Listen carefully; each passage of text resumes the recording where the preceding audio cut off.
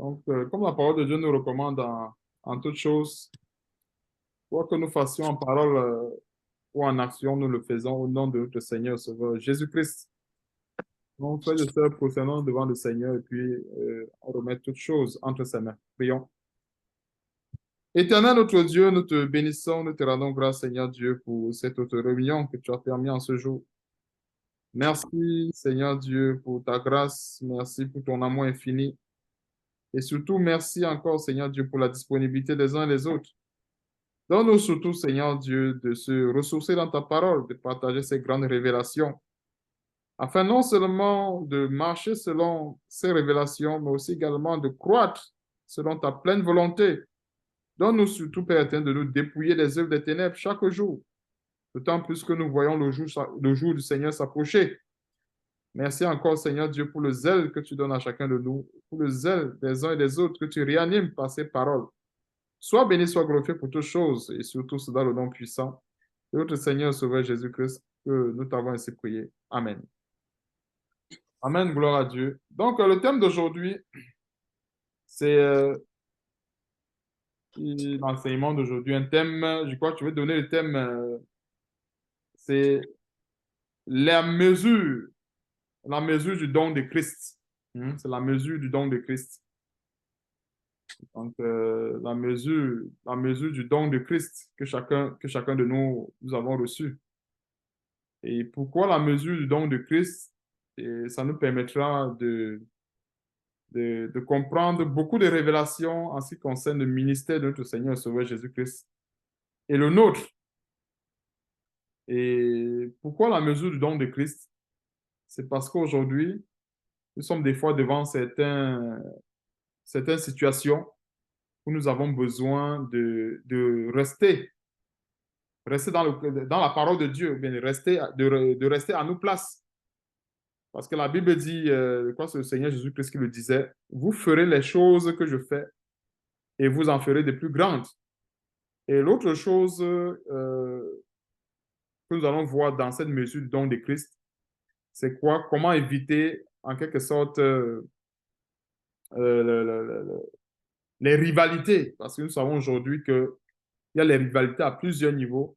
Et ce que nous vivons aujourd'hui dans les temps de la fin, nous ne vivons pas seulement les rivalités entre frères et sœurs, il y a aussi également les rivalités, il y a aussi également la rivalité même avec le Seigneur Jésus-Christ.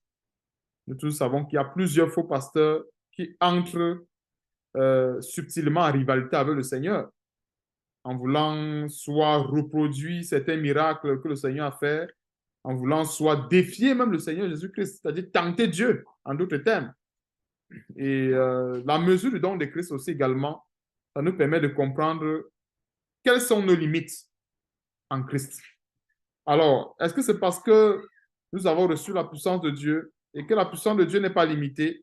Comment penser que nous, en tant que chrétiens, on n'a plus de limites dans notre champ d'action? On peut voir un peu déjà des questions qu'on peut résoudre avec ce genre d'enseignement. Et dit ça pourquoi? Parce que un chrétien aujourd'hui doit connaître ses limites. Et même le Seigneur Jésus-Christ connaissait ses limites. Bien que Dieu ne l'avait pas donné une limite. Et c'est ce qu'on va voir dans le texte. Dieu n'avait pas donné de limite au Seigneur Jésus-Christ. Si on remarque bien, Dieu n'avait pas donné de limite au Seigneur Jésus-Christ. Mais le Seigneur Jésus-Christ connaissait cependant ses limites. C'est la même chose avec nous.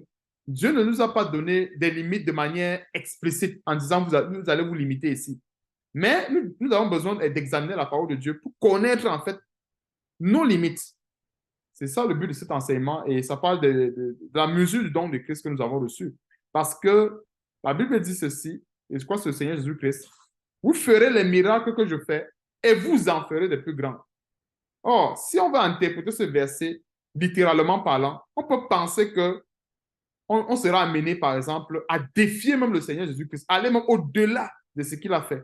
Alors, on va rentrer en profondeur pour comprendre. Et c'est pour ça que je dis, en fait, c'est un enseignement très riche qui me permet de comprendre vraiment ces grands mystères-là dans la foi chrétienne ou bien dans nos tâches ou bien dans nos devoirs, afin de ne pas tenter Dieu. Je dis ça pourquoi? Parce que nous voyons très souvent des cas. Nous voyons des pasteurs qui arrivent dans des deuils ou dans les endroits où, en fait, dans les deuils, et ils veulent ressusciter forcément des morts. Parce que le Seigneur Jésus savait ressusciter des morts. On comprend que tout de suite, qu'il y a une limite qu'il a franchie, bien que ces pasteurs, il a fallu pas ce temps à franchir des limites parce qu'ils veulent se faire voir, parce qu'ils veulent en quelque sorte montrer au peuple qu'ils sont puissants. Et en franchissant ces limites, ils sont en train de défier le Seigneur Jésus-Christ. Tout ça pourquoi? Parce que la notion de la mesure du don de Christ n'est pas parfaitement assimilée ou bien parfaitement observée comme il faut. Dans le texte de base, c'est dans Jean, chapitre 3. C'est une grande leçon que Jean-Baptiste a donnée à ses disciples, mais cette leçon nous est donnée aujourd'hui. Ça nous s'adresse aujourd'hui à nous afin que nous puissions comprendre et connaître en quelque sorte nos limites en Jésus-Christ.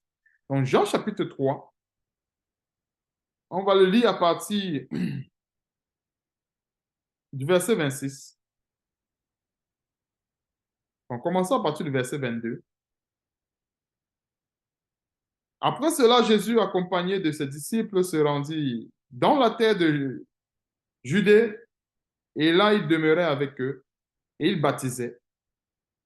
Donc, Jésus baptisait. Jean aussi baptisa à Hénon, près de Salim, parce qu'il y avait là beaucoup d'eau. Et on y venait pour être baptisé, car Jean n'avait pas encore été mis en prison. Verset 25. Or, il s'éleva de la part des disciples de Jean une dispute avec un juif touchant la purification. Verset 26. Il vint trouver Jean et lui dit, Rabbi, c'est lui qui était avec toi au-delà du Jourdain et à qui tu as rendu témoignage, voici, il baptise et tous vont à lui. Donc, voici déjà en fait le petit venin, le petit poison de concurrence, ou bien des rivalités qui est lancé ici. À savoir, le Seigneur Jésus-Christ baptise et Jean baptise aussi. Et notons que Jean-Baptiste est venu préparer le chemin du Seigneur Jésus-Christ.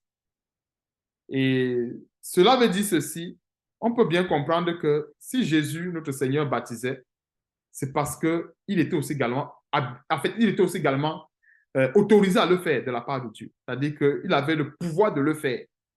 Mais comme je disais tantôt, ce qu'on va voir par la suite, la grande sagesse de Jean-Baptiste, il va nous éclairer encore beaucoup plus dans la mesure du don de Christ et dans les limites. Donc, on va voir que Dieu a donné à Jésus-Christ un esprit sans mesure. On voit un peu. Un esprit sans mesure, c'est pour dire en fait que le don que notre Seigneur Jésus-Christ a reçu de la part de Dieu, il n'y avait pas de limite.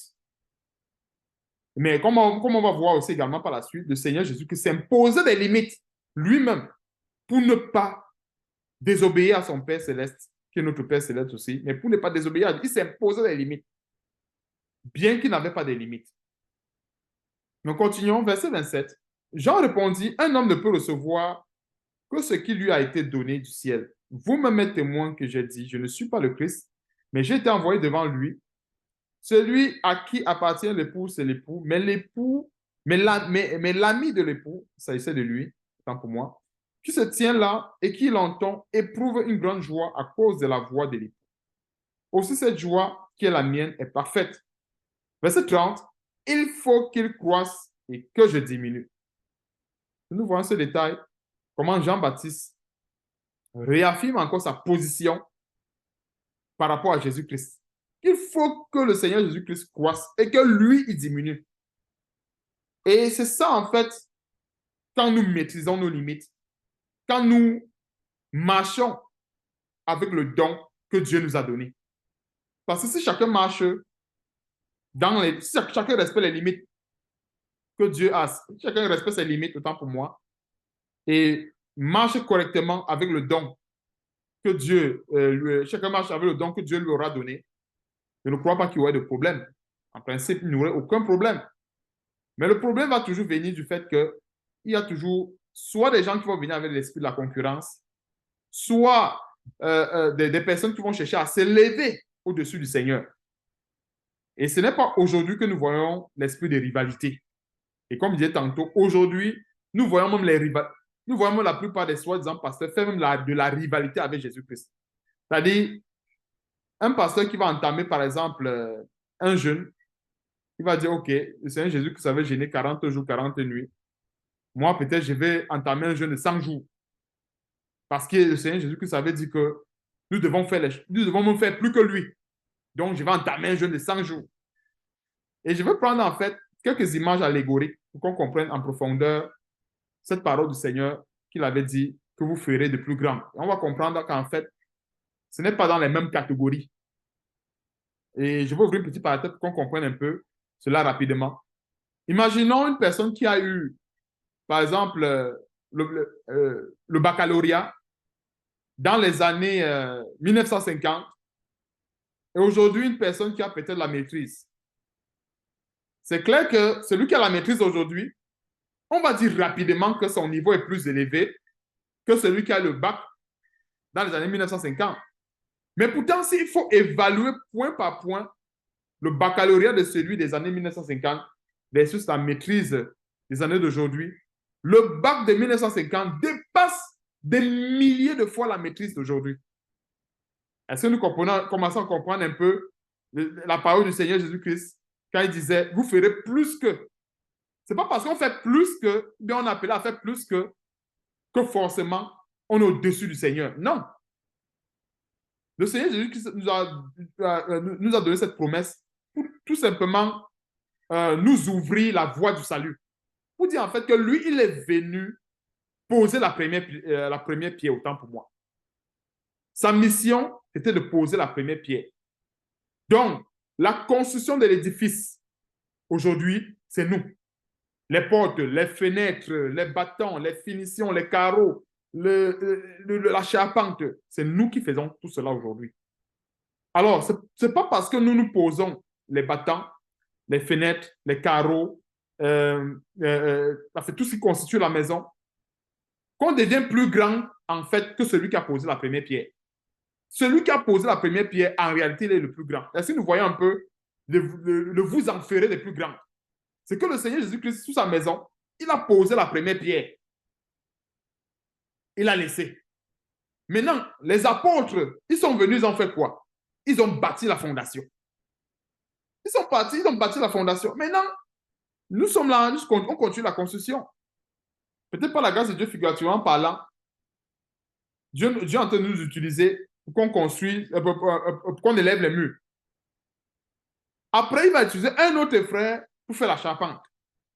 Un autre frère pour mettre les carreaux. Un autre frère pour faire ceci. Un autre frère pour faire cela. C'est ça le travail d'équipe dans le Seigneur. Et ce n'est pas parce que nous faisons toutes ces choses qu'on est supérieur ou bien qu'on va croire qu'en quelque sorte, qu'on est supérieur à celui qui a posé la première pierre. Non, celui qui a posé la première pierre, en principe, c'est le plus grand. Vous voyez un peu l'exemple que j'ai donné, c'est allégorie du bac des années 1950. Aujourd'hui, la maîtrise. Mais c'est clair que dans les faits, celui qui a une maîtrise aujourd'hui, c'est clair que, académiquement parlant, son niveau est supérieur à celui qui a un bac. Mais si on évalue, le principe, on évalue point par point, les leçons, les difficultés, ainsi de suite. Non, celui qui a le bac de 1950, ce n'est même pas à comparer. Il n'y a pas de comparaison à faire. On va constater que la licence, ou bien la maîtrise qu'un élève a aujourd'hui, ou qu'un étudiant a aujourd'hui, ce n'est même pas comparable. Donc, voilà un peu un grand détail pour qu'on comprenne un peu le ministère de notre Seigneur Jésus-Christ. Alors, quand il dit que vous en ferez des plus grands, en fait, ce n'est pas comme si le Seigneur nous poussait un peu dans une certaine défiance pour dire, ah non, le Seigneur a fait telle chose. Il a ressuscité les morts. Donc, normalement, je suis censé ressusciter, par exemple, 15 morts par jour. Ou bien, j'essaie un peu d'extrapoler pour dire en fait que non, ce n'est pas dans ce sens-là. C'est plutôt dans le sens de bâtir sur le fondement des apôtres et des prophètes avec ce que nous connaissons, la sanctification, la véritable parole, en se purifiant de nos péchés. Mais est-ce que le Seigneur ne peut pas opérer des miracles par nos mains? Parce que c'est pas ce que je suis en train de dire. Le Seigneur peut opérer des grands miracles, même ressusciter des morts entre nos mains. D'ailleurs, quand nous prions pour quelqu'un, j'ai toujours pris cet exemple parce que des fois, la plupart des hommes aiment des miracles spectaculaires. Et je crois que la plupart d'entre nous, nous avons vécu, ou bien nous continuons de vivre, ce n'est pas quelque chose du passé. La plupart d'entre nous, nous continuons de vivre les miracles de Dieu. Et on peut tous témoigner que Dieu continue de ressusciter les morts aujourd'hui parmi nous. Je vais vous prendre un exemple pour qu'on comprenne parfaitement par là. Quand nous prions pour quelqu'un, par exemple, qui est dans le coma, ou pour une personne qui est possédée par un esprit qui le pousse à la démence, pensons-nous que cette personne est encore vivante? En principe, cette personne, l'âme de cette personne est morte et est manipulée par Satan, est frappée par un esprit de mort. Parce qu'on parle de ressusciter les morts, ce n'est pas forcément dire que quelqu'un est dans le cercueil, il faut maintenant aller prier pour qu'on le réveille. Ce n'est pas forcément cela. Vous voyez un peu? Et dans chaque miracle que le Seigneur Jésus-Christ a fait, il y avait toujours une leçon à retenir.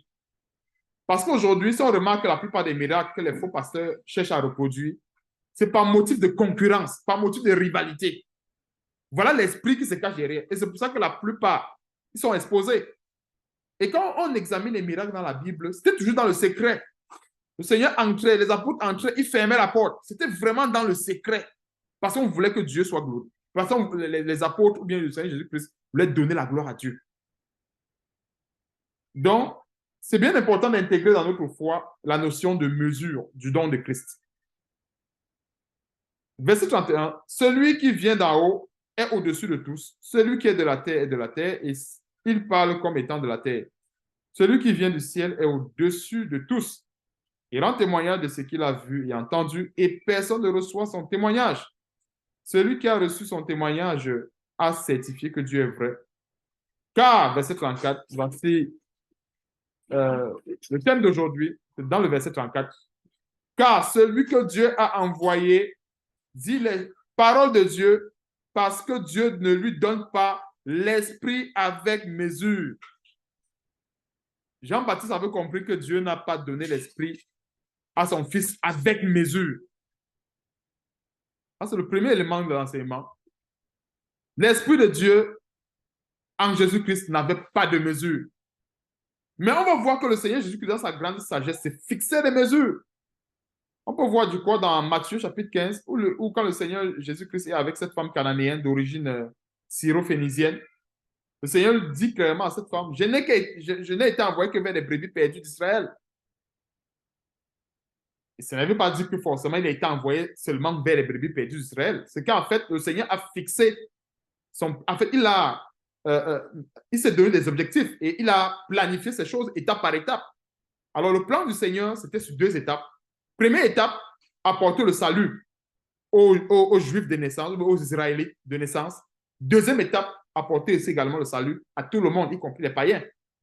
Donc, quand il répond à cette femme, c'est qu'il est en train de révéler le plan A de son salut.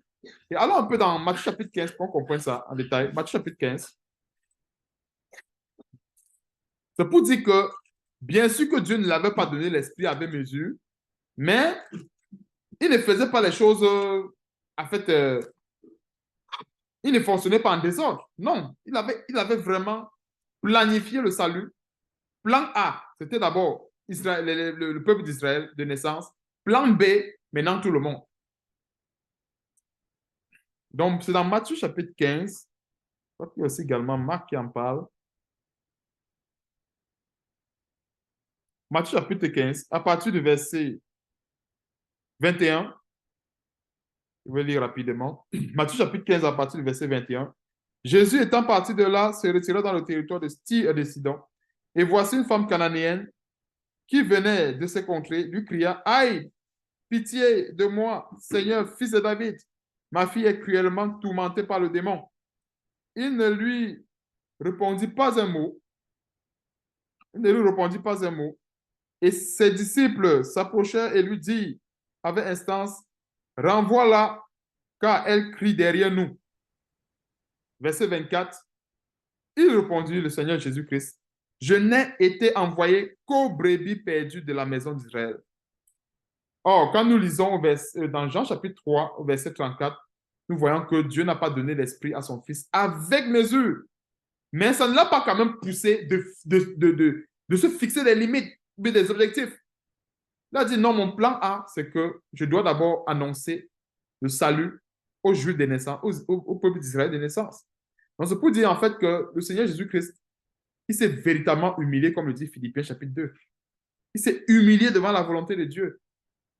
Donc, ce n'est pas parce que le Seigneur nous a dit qu'on va faire des choses, des grandes choses, qu'on va penser que non, il n'y a plus de limites, il n'y a plus de lignes rouges. il n'y a que des lignes vertes. Non. Et c'est généralement ce que nous voyons aujourd'hui dans les dérives des faux pasteurs. On pense que parce qu'on est chrétien aujourd'hui, on peut marcher sur l'eau, on peut tout faire. Non, ce n'est pas ça. Nous devons marcher en parfaite conformité avec la mesure du don de Christ. C'est pour ça que le thème d'aujourd'hui, c'est la mesure du don de Christ que nous avons reçu. Pourquoi? Parce que si on ne marche pas selon cette mesure, c'est facile de se perdre, c'est facile de déborder, bien de dépasser les limites, ou bien d'outrepasser les limites. Or, comme l'apôtre Paul le disait, on ne dépasse pas les limites. Nous marchons dans les limites de la parole de Dieu. Et c'est parce que, quelque part, nous voulons servir Dieu avec la mesure de ce don que nous avons reçu de la part de Dieu.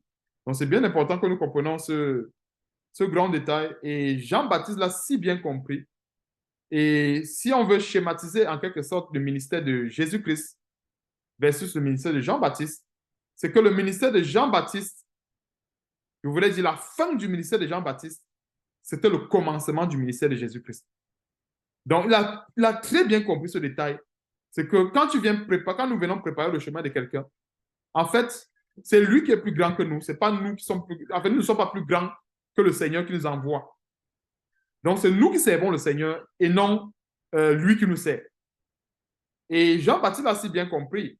Et quand on vous regarde même l'esprit dans lequel cette rivalité, cette chose a été posée, c'était aujourd'hui, il y a plusieurs qui auraient dit non, puisque le ministère du Seigneur, c'était de baptiser du feu et du Saint-Esprit. C'est ce que Jean-Baptiste a annoncé.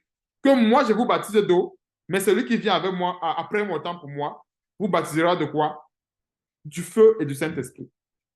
Si le ministère aujourd'hui, c'était un peu comme un bureau, ou comme le bureau de quelqu'un, c'est que Jean-Baptiste devait peut-être crier après le Seigneur en disant que non, mais qu'est-ce que tu es en train de faire? Tu es en train de voler mon ministère. Un peu, Jean-Baptiste pouvait dire au Seigneur que non, tu es en train de voler mon ministère parce que tu es en train de baptiser d'eau alors que c'est moi qui dois baptiser d'eau. Toi, tu dois plutôt baptiser du feu et du Saint-Esprit. Donc, laisse les fidèles venir à moi, je vais les baptiser d'eau et toi, tu vas les baptiser du feu et du Saint-Esprit. Et c'est bien important. Et dis ça pourquoi? Parce que l'humilité des Jean-Baptiste ici, quelque part, ça nous enseigne beaucoup plus sur la mesure du don de Christ que nous avons reçu, que nous avons tous reçu dans le Seigneur. Et on va lire aussi également Jean chapitre 4, au verset 1. Le Seigneur sut que les pharisiens avaient appris qu'il baptisait, afin qu'il faisait et baptisait plus de disciples que Jean. Toutefois, verset 2, Jésus ne baptisait pas lui-même, mais c'était ses disciples. C'est normal, les disciples qui baptisaient au nom du Seigneur Jésus-Christ, c'est parce que le Seigneur Jésus-Christ l'avait envoyé. Alors, nous allons rentrer dans un détail concret, mais avant de rentrer dans un détail concret, on va voir quelques erreurs à ne pas faire. Et on va voir aussi également, et dans ces erreurs à ne pas faire, c'est la manifestation de l'esprit des rivalités. Et les textes sont dans Nombre chapitre 16. Je ne veux pas les lire verset après verset. Il y a Nombre chapitre 16 et Nombre chapitre 12.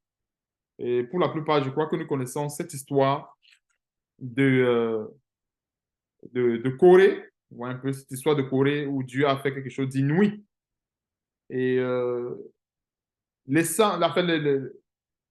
l'élément qui a enflammé, bien qui a permis à Dieu de faire cette en fait, le péché qui a justement motivé Dieu dans dans sa condamnation, bien dans sa punition, dans son châtiment, c'était ce grand péché de rivalité, hein, de rivalité entre Moïse, pas entre Moïse, mais de rivalité entre les fils de Corée, c'est-à-dire qu'ils voulaient rivaliser Moïse. Et on va aussi également voir que c'est la même chose qui se répète aussi également un peu plus avec Nombre chapitre 12, avec Marie et Aaron.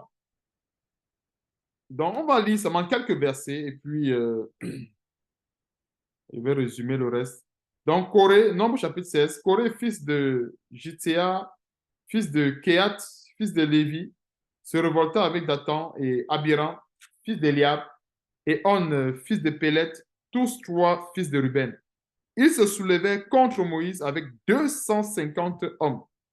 des enfants d'Israël, des principaux de l'assemblée, de ceux que l'on convoquait à l'assemblée et qui étaient des gens de renom.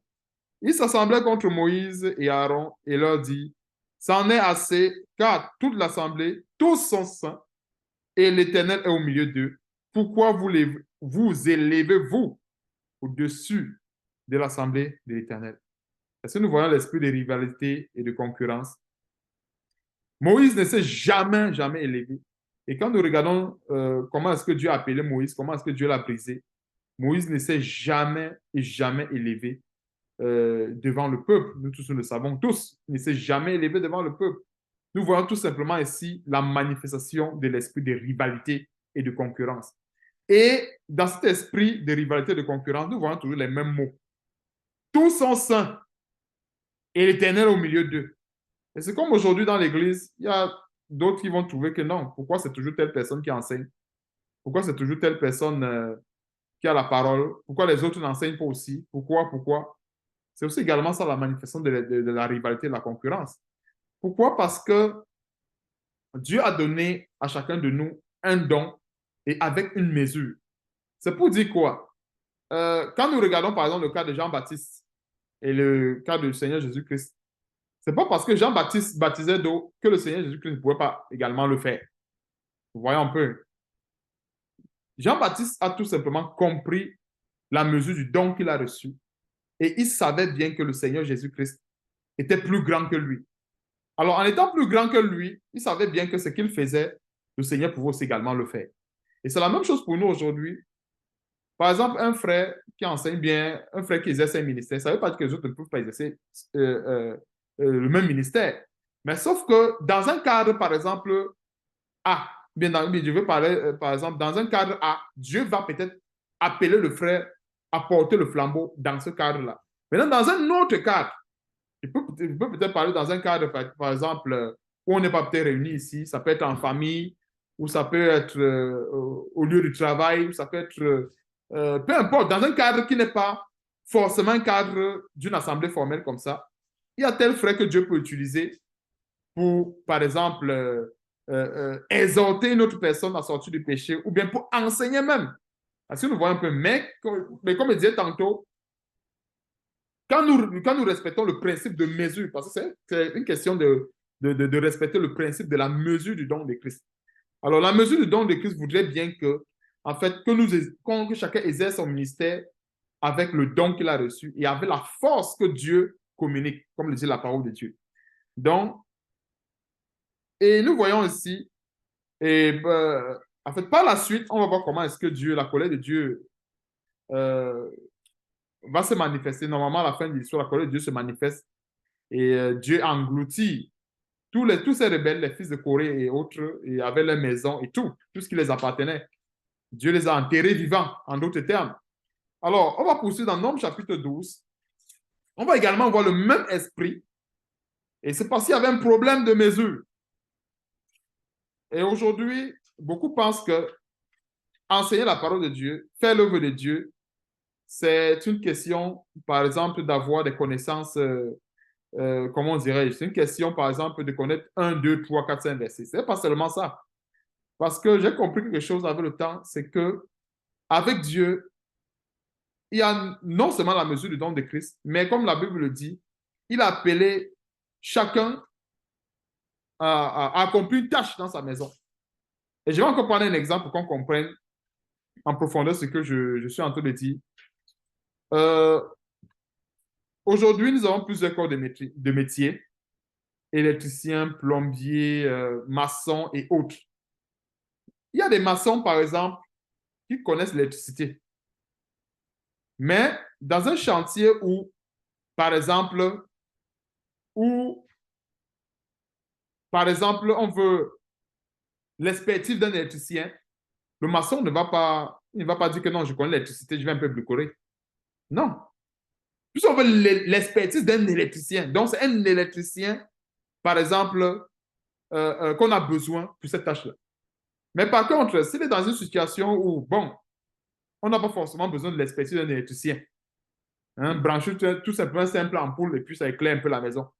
Là, il peut se débrouiller, je comprenais un peu. Et c'est ça, en fait, avec les dons de ministère que nous avons reçus, tels que la prophétie et autres. Donc, Dieu peut amener un frère pour amener un frère selon les circonstances X, Y ou Z à manifester un don de prophétie. Ça ne veut pas forcément dire qu'il est prophète, non, mais Dieu l'utilise parce qu'il parce qu'il y a un besoin à ce moment-là. Vous voyez un peu, Dieu utilise ce frère pour manifester ce don. Mais par contre, si on est dans un cadre qui est formel, Dieu va utiliser son vase par excellence pour donner la prophétie, pour donner justement bien pour manifester le don qui aura lieu de manifester. Donc, je crois que j'ai utilisé ces exemples pour qu'on comprenne en fait que la mesure du don de Christ nous entraîne en quelque sorte dans les dons des ministères, c'est-à-dire à comprendre en profondeur les dons du ministère et à marcher aussi également en parfaite conformité avec la volonté de Dieu. Donc, Nombre chapitre 12, Marie et Aaron parlaient contre Moïse. On va aller au verset 2, puisque c'est là où l'esprit de rivalité se manifeste. Il dit, est-ce seulement par Moïse que l'Éternel parle? N'est-ce pas aussi par nous qu'il parle? Est-ce que nous voyons ce détail? Dieu, comme je disais tantôt, dans une maison, il y a des plombiers qui peuvent faire l'électricité, des maçons qui peuvent faire de la plomberie. Mais là, on a besoin de l'expertise d'un plombier. C'est un plombier qu'on va appeler. Même si c'est le maçon, même si le maçon dit non, je mettrai la plomberie, on va dire non. Ici, c'est l'expertise, par exemple, du plombier qu'on a besoin. Et c'est ça qui nous permet de comprendre qu'en fait, il y avait un problème ici de la mesure du don de Christ, la compréhension de cette mesure du don de Christ. Ce n'est pas parce que Dieu nous parle tous qu'on aspire à faire la même tâche. Vous voyez un peu? Alors, beaucoup pensent que Dieu nous parle tous, Dieu nous enseigne tous, donc on peut donc faire la même tâche. Non, c'est faux. Ce n'est pas parce que je maîtrise un simple allumage que forcément je vais arriver dans un chantier où on veut un électricien et veut dire que non, non, moi je vais travailler l'électricité. Non. Dans ce chantier, on va dire non, c'est l'électricien qu'on veut, c'est le maçon qu'on veut, c'est le plombier, par exemple, qu'on veut. Donc Dieu, normalement, quand il parle, si Dieu parle à chacun de nous, même si Dieu instruit chacun de nous, mais Dieu nous a appelés chacun dans un ministère précis. Et nous avons besoin que Dieu nous conduise dans ce ministère, dans le ministère de chacun. Et c'est bien important. Pourquoi? Parce que si on se retrouve plutôt ailleurs, ça veut dire quoi? On va se retrouver plutôt loin de la face de Dieu. Parce que, je donne un exemple. Admettons, Dieu a appelé un frère dans tel ministère ou bien à tel endroit. Je donne un exemple, peut-être à Québec, et il se trouve en train de servir plutôt en Ontario. Et c'est clair qu'il n'est pas là où Dieu l'a normalement appelé. Parce que c'est à Québec que Dieu l'a appelé. Vous voyez un peu? Et c'est normalement à Québec que Dieu l'attend. Maintenant, quand il va revenir à Québec, Dieu va l'instruire, Dieu va lui donner des révélations qu'il a à lui donner et Dieu va l'utiliser puissamment parce que c'est à Québec, par exemple. Donc, voilà un peu les petits détails que nous pouvons comprendre dans la mesure du don de Christ. On va aussi également aller dans les épîtres de Paul pour comprendre cette mesure. Alors, Nombre chapitre 12 et Nombre chapitre 16, c'était pour voir tout simplement la manifestation de l'esprit de rivalité. Et l'esprit de rivalité se manifeste tout simplement parce parce que la plupart des chrétiens ou de ces pasteurs ne comprennent pas ce que c'est que la mesure ou bien veulent outrepasser les limites de la mesure. Un peu, parce que si je sais que j'ai reçu une mesure, par exemple de 2 litres, je ne veux pas aller accomplir une tâche qui demande une mesure de 5 litres. Voyez un peu. Donc, je dois accomplir une tâche qui nécessite la mesure du don que j'ai reçu. Et non chercher une tâche qui nécessite, par exemple, une mesure qui est supérieure au don que j'ai reçu. Donc, on va d'abord prendre Romains chapitre 12, verset 3. On prend le détail de la mesure. Et ça va nous permettre non seulement de rester dans nos limites en ce qui concerne la parole de Dieu, mais d'être soumis efficacement au Seigneur. Parce que la plupart de ces faux pasteurs ou la plupart des faux chrétiens meurent aujourd'hui. Pourquoi? Parce qu'il y a de l'ignorance en ce qui concerne la connaissance de la mesure. Parce que, en fait, si je lis la parole du Seigneur qui dit je veux faire des miracles, comme le Seigneur a dit, vous en ferez des plus grands. Vous allez faire des miracles que je n'ai pas fait. On peut penser que, hey, comme le Seigneur Jésus-Christ a ressuscité les morts, peut-être le chrétien va seulement aller maintenant dans les morgues, réveiller tous les morts, mais dans tous les morgues, pour qu'on comprenne, ou bien pour que les gens voient que le Seigneur Jésus-Christ est puissant. Non. Le Seigneur Jésus-Christ a bien dit, je crois que c'est dans Hébreu, il est réservé aux hommes, je crois que c'est de mourir une seule fois. Après viendra le jugement. Donc la mort, c'est normal. C'est tout à fait normal. On peut vivre des cas de résurrection, mais vraiment dans un cadre précis et particulier. Pas vraiment des résurrections du genre, on invite tout le monde à venir voir la puissance de Dieu, ou bien le cas des miracles où le pasteur, comme on a très souvent, je ne sais pas, j'avais regardé comme ça une vidéo à l'époque, un pasteur qui voulait, toujours dans un acte de défiance à l'égard de Jésus-Christ, marcher dans la piscine, marcher sur l'eau. Parce qu'il dit le Seigneur Jésus-Christ a marché sur l'eau. Et il a dit qu'on va faire des miracles plus grands que ce qu'il a fait. Donc, je vais vous montrer que j'ai la puissance de Jésus-Christ, que je peux marcher sur l'eau. Il a bien commencé sa magie, mais après, il s'est enfoncé. Donc, c'est bien important. Romains chapitre 12, verset 3. Par la grâce qui m'a été donnée, je dis à chacun de vous de n'avoir pas de lui-même une trop haute opinion, mais de faire quoi? De revêtir des sentiments modestes. Selon quoi? La mesure de foi que Dieu a départie à chacun. Nous avons tous reçu une mesure de foi. Nous devons tous servir Dieu avec cette mesure-là. On ne va pas servir Dieu hors de toute mesure.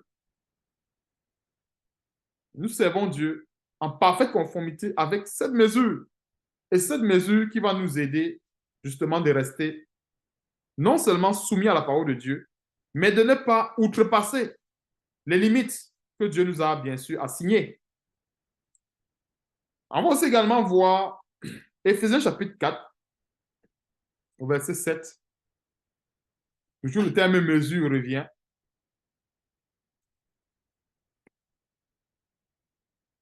Éphésiens chapitre 4, verset 7. Mais à chacun de nous, la grâce a été donnée, encore une fois de plus, selon la mesure du don de Christ. Pourquoi est-ce qu'il y a tous ces éléments selon la mesure, selon la mesure? Ce terme, ça ne revient pas pour rien. C'est tout simplement pour nous faire comprendre que, en fait, nous tous, nous avons reçu la grâce du Seigneur, mais chacun de nous avons reçu une mesure. La mesure que le frère tel a reçue n'est pas la même mesure que l'autre frère a reçue. Et comme je disais tantôt, ce n'est pas parce que le frère tel a reçu une mesure de 10 litres et que l'autre frère a reçu une mesure de 2 litres que celui qui a reçu la mesure de 10 litres est supérieur à celui qui a reçu la mesure de 2 litres. Non, ce n'est pas ça. Mais bien au contraire, le frère qui a reçu la mesure de 10 litres, il est encore plus en danger. Je vous explique. Il est encore plus en danger parce que les gens veulent se glorifier d'avoir des dons, mais sans savoir que le Seigneur Jésus avait dit ceci. À celui qu'on a donné beaucoup, on va aussi également lui redemander beaucoup.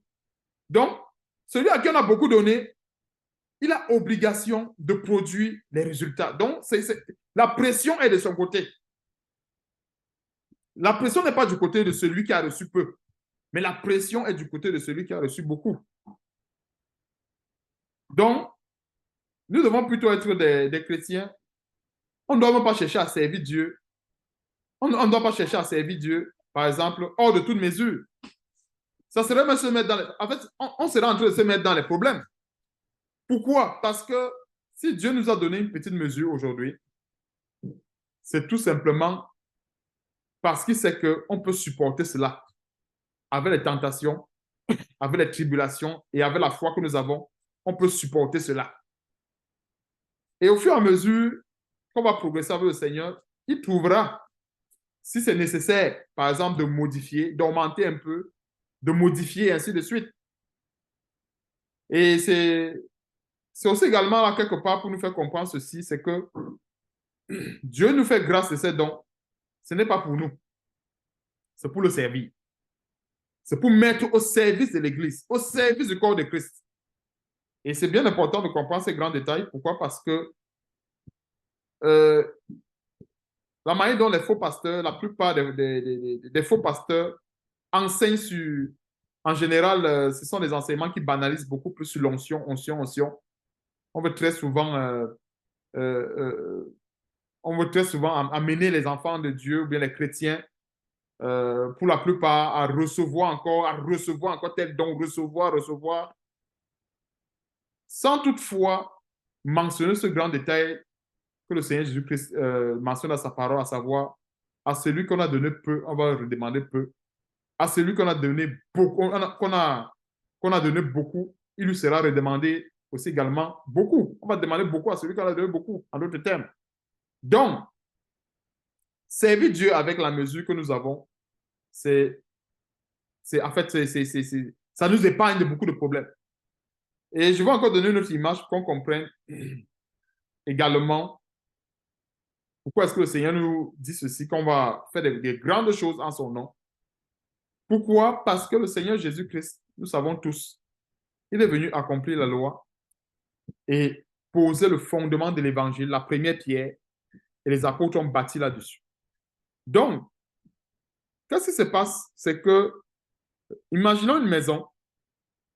Quand nous voyons une maison avec la fondation qui a été faite, la fondation, nous savons tous que la fondation n'est pas la maison. Quand il y a la fondation qui est faite sur une maison, la fondation, je crois la fondation doit représenter à peu près, si mes estimations sont encore bonnes, à peu près un tiers du budget de la construction. À peu près, si ce n'est pas un quart ou peut-être un tiers, si mes trucs sont encore bons, soit un tiers, soit un quart du budget de la construction. Donc, c'est pour dire en fait qu'il y a encore beaucoup à faire.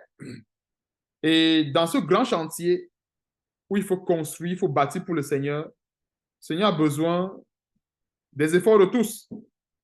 Et dans ces efforts de tous, il n'y a pas meilleur, euh, en fait, il n'y a pas une meilleure image que celui du corps humain. Il n'y a pas une meilleure image. Le corps humain, c'est l'image, en fait, même le Seigneur a utilisé le corps humain pour expliquer les dons du ministère. Nous avons tous, remarquons un peu le corps humain. Nous avons l'ouïe, nous avons le nez, nous avons la bouche, les mains et les pieds. Et nous tous savons que chaque membre est indispensable. Et il n'y a même pas un seul membre qui se trouve être en fait, à négliger. Il y a même d'autres membres, même encore une fois de plus, qu'on peut penser que non. Euh, comme la Bible dit, les membres moins honorés reçoivent plus d'honneur.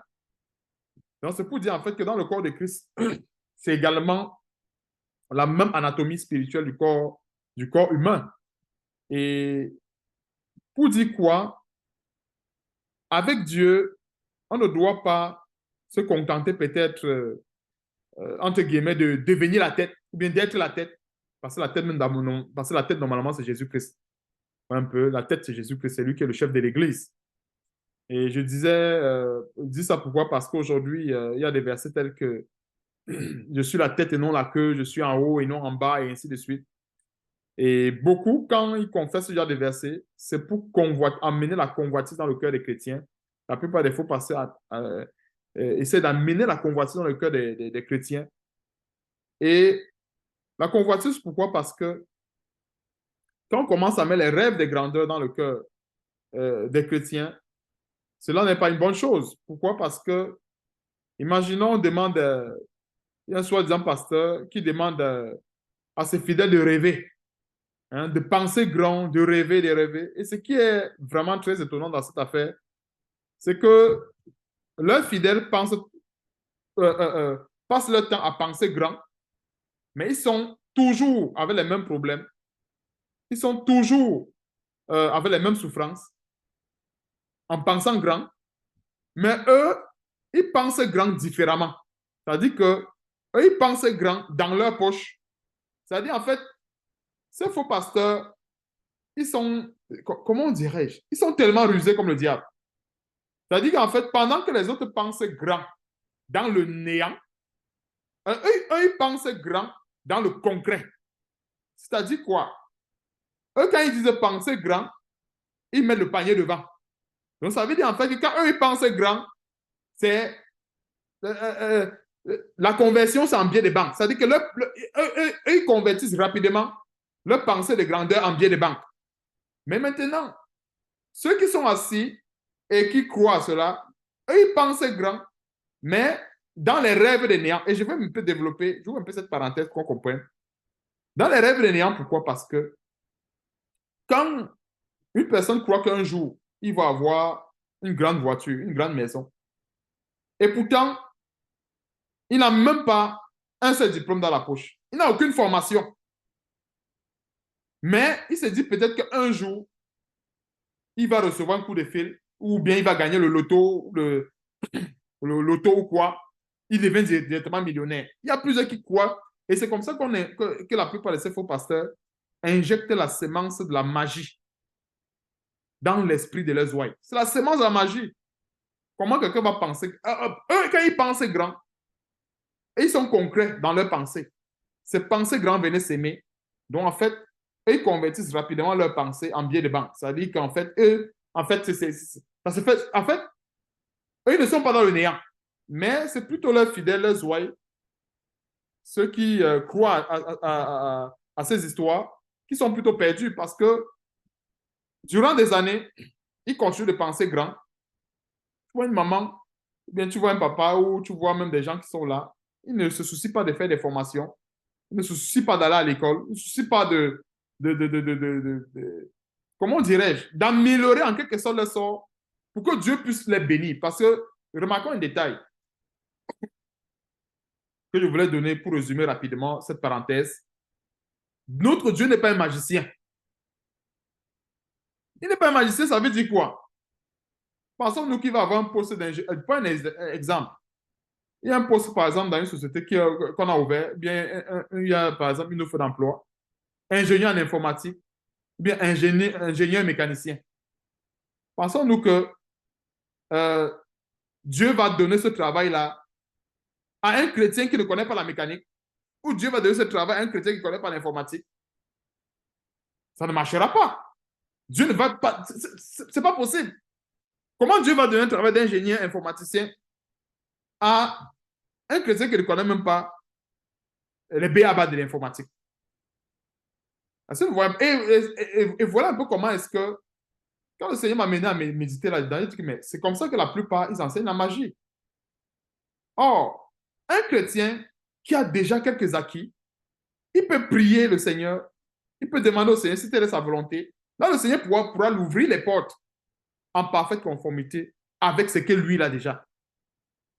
Vous voyez un peu? Avec ce qu'il lui, il a déjà. Parce que des fois qu'on pense que Dieu bénit, on pense que Dieu bénit hors de toute mesure, que Dieu bénit dans le néant, que Dieu va forcément prendre quelqu'un comme ça qui n'a aucune connaissance. Dieu le balance quelque part comme directeur général. Par exemple, je ne demande pas qu'on doit aspirer à ce poste, mais je suis en train de donner un peu, parce que quand nous voyons très souvent les prédications, venez recevoir l'onction pour devenir grand, pour devenir les ingénieurs, des ministres, des ceci. En attendant, pour diriger, ou bien pour être un ingénieur, ou pour être, je ne sais pas, secrétaire, peu importe, il faut quand même avoir des connaissances académiques. Voilà, donc, c'est pour dire en quelque sorte que, en fait, quand Dieu bénit déjà en fonction de ce potentiel que nous avons. Si Dieu veut nous bénir dans le travail, il va nous bénir avec ce potentiel que nous avons, en nous ouvrant les portes dans ce sens. Dieu, par exemple, ne va pas nous bénir. Par exemple, je donne un exemple. On a notre expertise, notre domaine d'expertise, c'est la menuiserie. Dieu plutôt va nous bénir en plomberie. On ne va rien comprendre. Ça ne va même pas d'abord marcher. Comment est-ce qu'on sera béni en plomberie? Et puis notre domaine d'expertise, c'est la menuiserie. Vous comprenez un peu. Et c'est la même chose. En général, la plupart de ces faux pasteurs ils font croire à leurs oreilles que vous allez avoir l'expertise en plomberie, mais Dieu va vous bénir plutôt en menuiserie. C'est un peu dans ce sens. Mais eux, là, quand ils pensent grand, c'est vraiment du concret. C'est penser grand vraiment en termes de dîmes, offrandes et tout.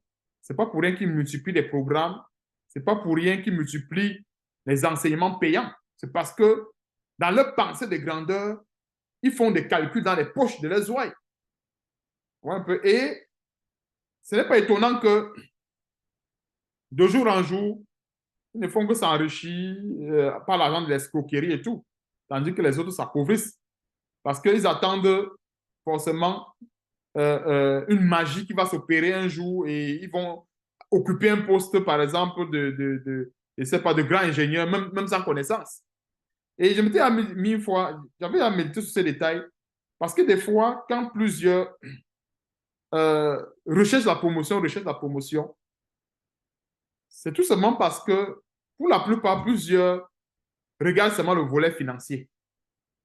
Parce que la promotion, ce n'est pas seulement enfin, c'est pas seulement le volet financier, mais c'est aussi également les tâches. Ceux qui disent qu'ils recherchent la promotion, je reçois ma promotion, je reçois ma promotion. La promotion, ce n'est pas seulement le salaire, c'est aussi les tâches. Si on donne la promotion à un chrétien et que lui, parce que la promotion va demander les connaissances, on dit, bon, toi maintenant, tu es directeur ou tu es chef service. Mais si tu ne peux pas prouver par tes compétences, attends, on ne va pas te garder chef service. Et c'est clair que le lendemain, on t'a mis à la porte. Donc, c'est ça qui montre en quelque sorte que notre Dieu, quand il nous donne une mesure, nous devons marcher avec cette mesure. Et c'est pour ça qu'en fait, cet enseignement, on peut le comprendre même dans le domaine professionnel, comme je disais tantôt là. Donc, si Dieu veut nous bénir, en fait, c'est toujours en fait avec une base, en parfaite conformité avec une base. Tout comme nous servons Dieu avec cette base-là. Et nous devons faire l'effort pour ne pas servir Dieu hors de toute mesure. Et même les apôtres le disaient. Ils ne servaient pas Dieu hors de toute mesure. Il n'y a que le Seigneur Jésus-Christ seul qui a servi Dieu et qui continue de servir Dieu hors de toute mesure. Il n'y a que lui seul. Pourquoi? On va terminer avec Colossiens chapitre 2. Colossiens 2, verset 9. Ça, c'est l'explication. Pourquoi est-ce que, en fait, c'est le Seigneur Jésus-Christ qui n'a pas reçu de la mesure de la part de Dieu. Et comme je disais tantôt, c'est tout à fait normal. Tout à fait normal. Et Dieu fait grâce à qui il veut. Hein. On ne va pas commencer à dire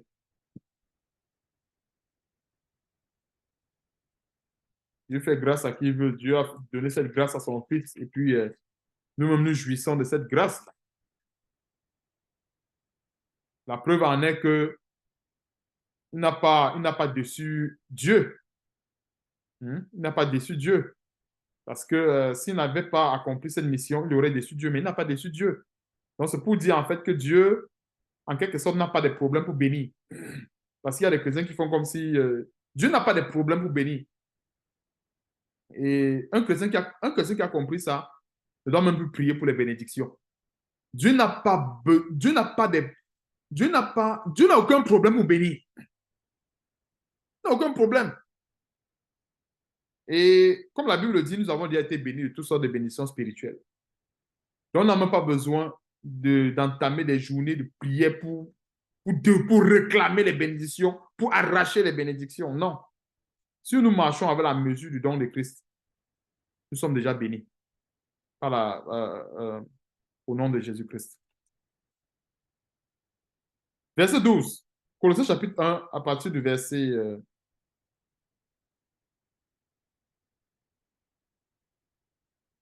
non, je crois que c'est Colossiens chapitre... je crois que c'est Colossiens 1. Donc, Colossiens chapitre 2, verset 9 d'abord. Colossiens 2, verset 9 d'abord. Car en lui habite corporellement toute la plénitude de la divinité. Ça, c'est un verset assez explicite pour montrer que Dieu n'a pas donné euh, l'esprit à son Fils avec une quelconque mesure. Le verset 9 de Colossiens chapitre 2 est assez explicite, assez clair.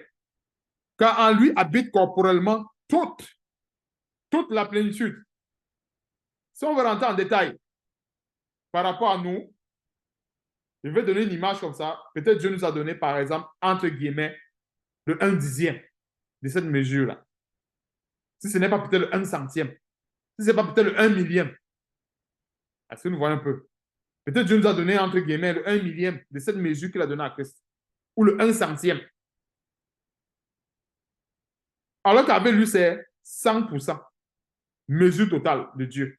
100%. Dieu n'a pas donné à son fils un esprit avec mesure, comme Jean-Baptiste le disait. Donc, c'est pour dire que lui n'a pas de limites. Nous, nous avons des limites. C'est normal. Mais le Seigneur Jésus-Christ, lui, il n'en a pas. Donc, Colossiens chapitre 1, à partir du verset 12, on s'est également donné un grand détail sur le fait que le Seigneur Jésus-Christ n'a pas de limites. Rendez grâce au Père qui vous a rendu capable d'avoir par l'héritage des saints dans la lumière. Nous devons continuellement rendre grâce à Dieu parce que vraiment, ce n'est pas par nos efforts. Qui nous a délivrés de la puissance des ténèbres et qui nous a transportés dans le royaume du Fils de son amour, en qui nous avons la rédemption, la rémission des péchés. Il est l'image du Dieu invisible, le premier-né de toute la création. Tout ça sont les justificatifs sur le fait qu'en fait, il a toute la mesure de Dieu à lui. Il a toute la mesure de Dieu. Verset 16. Car à lui ont été créées toutes les choses qui sont dans les cieux et sur la terre, les visibles et les invisibles, trône, dignité, domination, autorité. Tout a été créé par lui et pour lui. Quand la Bible dit que tout a été créé par lui, c'est-à-dire par Jésus-Christ et pour Jésus-Christ, c'est parce que quoi? La Bible dit dans Apocalypse chapitre 19 que Jésus-Christ est la parole de Dieu. Donc nous comprenons que le fait que Dieu n'a pas donné son esprit avec mesure à son fils Jésus-Christ, parce que Jésus-Christ, c'est effectivement la parole de Dieu. C'est une manière de dire quoi? Quand Dieu sort une parole, il accomplit cette parole à 100%. Il ne l'accomplit pas à 99%, ni 98%. Il accomplit cette parole à 100%. Ça, c'est aussi également une explication du fait que le Seigneur Jésus-Christ a reçu de son Père, a reçu de son Père un esprit, justement, sans mesure. C'est quasiment toute la plénitude de Dieu. Verset 17. Il est avant toute chose et toute chose subsiste en lui. Il est la tête du corps de l'Église, ça que je disais tantôt, qu'en fait, l'allégorie du corps humain, la tête, c'est qui? C'est Jésus-Christ. Il est le commencement, le premier-né d'entre les morts, afin d'être en tout le premier, car Dieu a voulu que quoi? Toute la plénitude, toute, Dieu l'a voulu ainsi. Ça veut dire que ce n'est pas par la volonté d'un homme que cela s'est fait. Donc, ce n'est pas le Seigneur Jésus-Christ lui-même qui a décidé cela. Dieu a voulu.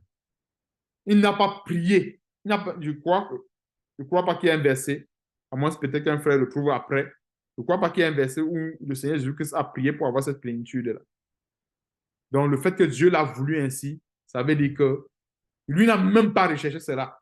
Alors qu'on pousse la plupart des chrétiens aujourd'hui à convoiter les choses, convoiter, sans pourtant savoir que plus on a reçu, plus on va rendre compte. Parce qu'il ne suffit pas seulement de recevoir. Hein? Il ne suffit pas de recevoir. Celui qui a reçu beaucoup, on lui redemandera aussi également beaucoup. Donc, ça ne sert à rien de recevoir. C'est un peu comme aujourd'hui, dans le domaine de l'emploi. Il y a un employé là que lui, il veut seulement avoir le travail pour être bien vu. Les autres prennent une quantité qui vont pouvoir finir. Lui dit seulement que non, donnez-moi le travail. On donne. Il ne finit pas de donner. Il ne finit pas de dire encore donner. Mais à la fin, le patron va dire, mais attends, je t'ai donné les tâches, c'est où?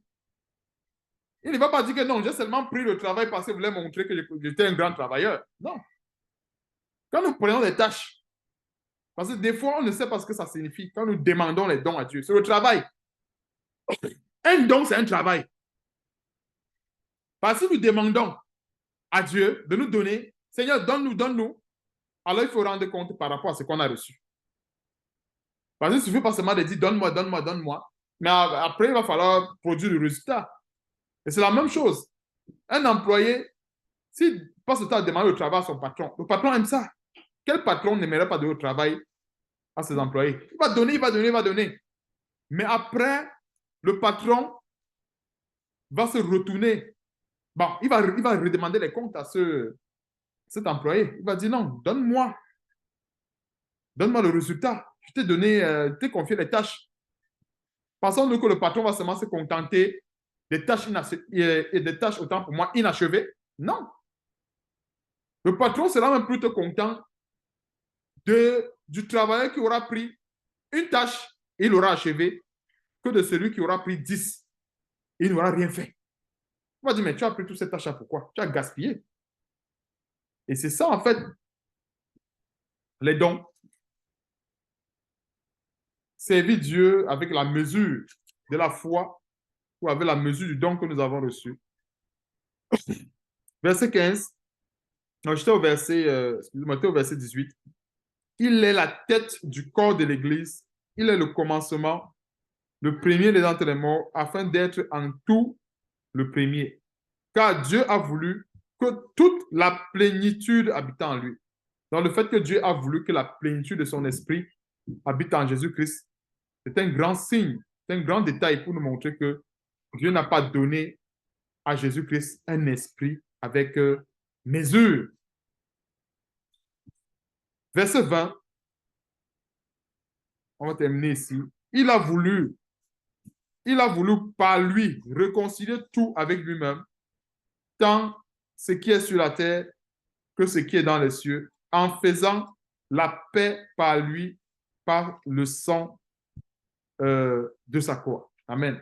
Donc, voilà un peu quelques détails qu'on a vus dans Colossiens, Colossiens chapitre 2, verset 9 et Colossiens chapitre 1 que nous venons de lire. Le pourquoi le Seigneur Jésus-Christ avait reçu un esprit de Dieu, avait reçu l'esprit de Dieu, la plénitude de l'esprit de Dieu, mais toutefois sans mesure. Mais nous avons reçu l'esprit de Dieu, la foi, tel que nous avons vu dans Romains chapitre 12, verset 3, avec une mesure. Vous voyez un peu. Et ce n'est pas pour rien que nous avons reçu avec cette mesure-là. C'est parce que, en effet, le travail que nous accomplissons aujourd'hui, c'est la tâche du Seigneur qui a été divisée. Je vais reprendre ceci. Le travail que nous accomplissons aujourd'hui, c'est toujours la tâche du Seigneur, mais qui a été divisée en plusieurs lots. Et c'est lui qui est le boss. Jésus-Christ, le Seigneur, c'est lui qui est le boss. C'est lui qui est le patron. C'est-à-dire, il dit, toi, par exemple, Laurent, tu vas nettoyer le salon. Wilfried, toi, c'est la chambre. Toi, tel, c'est la salle de bain. C'est lui le patron. Notre Seigneur nous a fait des dons. Et nous travaillons pour lui. C'est lui le patron. Donc, en fait, le travail que nous accomplissons aujourd'hui, en fait, c'est le travail de Christ. Puisque c'est lui le boss. Voilà un peu. Donc, nous travaillons, en effet, pour Jésus-Christ. Mais comme Jésus-Christ n'est pas distinct, ben, comme Jésus-Christ, autant pour moi, et Dieu, Jésus-Christ, le Fils, en fait, c'est la même entreprise. Voilà un peu, quand je dis la même entreprise, j'essaie d'utiliser ce jargon pour qu'on comprenne un peu les affaires de Dieu. Nous, en travaillant pour Jésus-Christ, nous travaillons aussi également pour Dieu. Alors, qu'est-ce qui le démontre? Allons dans 1 Corinthiens chapitre 15, qui a dit que Jésus-Christ est le boss, qu'on comprenne bien en détail pourquoi est-ce que je donne cette parole. Donc, le travail que nous faisons aujourd'hui, c'est le travail de Jésus-Christ. Vous voyez un peu? C'est son travail que nous faisons.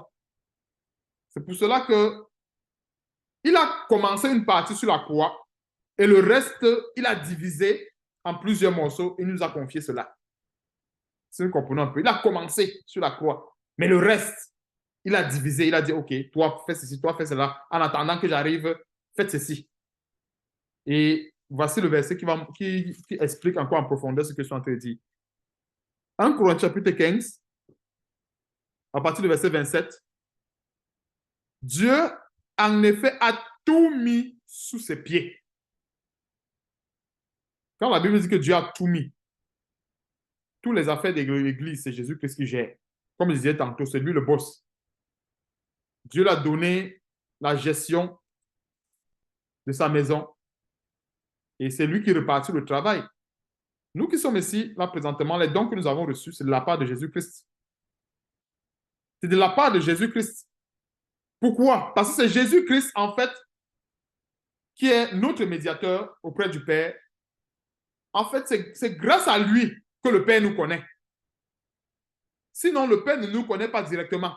Dieu ne nous connaît pas directement. Il faut bien qu'on le sache. Je précise bien que sans Jésus-Christ, le boss, le Père ne nous connaît pas. Alors, c'est Jésus-Christ maintenant, notre Seigneur, le boss, qui partage. Il dit, toi, tel frère, tu vas faire ceci. Toi, tu vas faire cela. Toi, tu vas faire ceci. C'est pour ça que la Bible appelle les prophètes d'aujourd'hui, les apôtres d'aujourd'hui, les prophètes et apôtres de Jésus-Christ. Pourquoi? Parce que c'est lui qui est le médiateur, c'est lui qui nous donne le travail. Verset 27. En effet, donc Dieu, en effet, a tout mis sous ses pieds, mais lorsqu'il dit que tout lui a été soumis, il est évident que celui qui lui a soumis toutes choses est accepté, c'est-à-dire Dieu. Et lorsque toutes choses lui auront été soumises, alors le Fils lui-même sera soumis à celui qui lui a soumis toutes choses, afin que Dieu soit tout en tous. C'est clair. Donc, quand le Seigneur Jésus-Christ reviendra rechercher son Église, c'est à ce moment-là qu'il va rendre compte de tout son travail au final. Et il va remettre toutes choses entre les mains de Dieu, le Père, afin que Dieu soit tout en tous. Donc, en gros, pour résumer, tout le travail que nous faisons ici-bas, c'est avec le chef, en fait, c'est notre boss direct, c'est Jésus-Christ. Comme je disais tantôt, sans lui, Dieu ne nous connaît pas. Il ne nous connaît pas du tout. Maintenant, quand le Seigneur Jésus-Christ reviendra, chercher l'église, il va récolter les fruits et tout. C'est à ce moment maintenant qu'il va rendre compte lui-même à son Père. Donc, on voit même que les comptes, c'est à plusieurs niveaux. Parce que nous voyons aussi également que, verset 28, et lorsque toutes choses lui auront été soumises, alors le Fils lui-même sera soumis. Donc, lui-même, il va rendre compte à son Père. De la même façon que quand, dans les sociétés, généralement, le PDG, il confie généralement ses affaires à un grand représentant, soit un directeur général, il va dire, OK, j'ai telle société, toi, j'ai. Mais ce n'est pas parce qu'il est directeur général qu'il va faire ce qu'il veut. Non. Il y a quand même le PDG, celui qui est au-dessus, c'est-à-dire Dieu. Alors, le PDG, les employés n'ont pas de relation avec le PDG. Le PDG connaît les employés seulement à cause du DG. C'est le DG qui emploie. C'est le DG qui fait ceci. C'est le DG qui prend toutes les décisions. Le PDG, lui, veut seulement voir le résultat. Il veut seulement, le PDG, quand il vient, il veut seulement savoir est-ce que l'affaire que je t'ai donnée a marché. Le PDG veut seulement entendre que le directeur dise que non, ça marche. Pourquoi? Parce que le PDG, lui, donne des objectifs au directeur général. Donc, quand le directeur général dit que ça marche, ça veut dire que ça marche en fait selon les objectifs que le PDG lui a fixés. Donc, c'est pour dire que regardons comment est-ce que les comptes seront rendus à plusieurs niveaux. Pas pour rien que le Seigneur Jésus-Christ, il en appelle plusieurs. Il y a plusieurs dans la moisson qui viennent servir, servir, servir. Parce qu'à la fin, voilà ce qui va se passer. Lui-même, il va remettre tout chose entre les mains de son Père. Et la Bible dit, au verset 28, lui-même encore sera soumis, afin que Dieu soit tout en tous. Donc, c'est vraiment une grande joie, une grande révélation d'avoir partagé. C'est vraiment un grand plaisir. C'est un grand plaisir de partager ces grandes choses, bien ces grandes révélations de la mesure du don de Christ que nous avons reçu de la part du Seigneur et comment est-ce qu'il faut marcher dans toute l'humilité afin de conserver cette mesure. Parce que si nous ne marchons pas dans l'humilité, dans l'obéissance de la parole de Dieu, on ne conservera pas cela. Parce que comme je disais tantôt, pour résumer l'enseignement, Dieu nous a donné l'esprit, mais les dons avec une mesure. Et avec la mesure que nous avons reçue, c'est pour accomplir un devoir pour le Seigneur.